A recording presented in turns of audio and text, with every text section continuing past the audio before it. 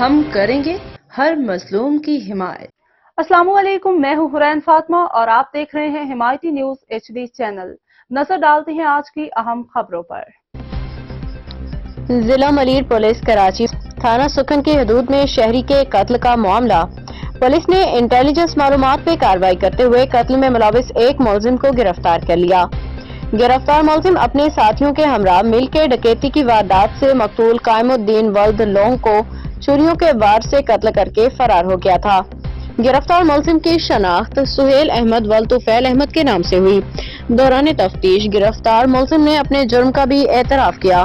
سکھن police کی جانب سے گرفتار ملزم کا مزید کرمنل ریکارڈ چیک کیا جا رہا ہے۔ گرفتار ملزم کے خلاف ضابطے کے تحت قانونی کارروائی عمل میں لائی جا رہی ہے۔ مزید تفتیش جاری ہے۔ ترجمان SSP ملیر محمد وقار بھٹی کی رپورٹ۔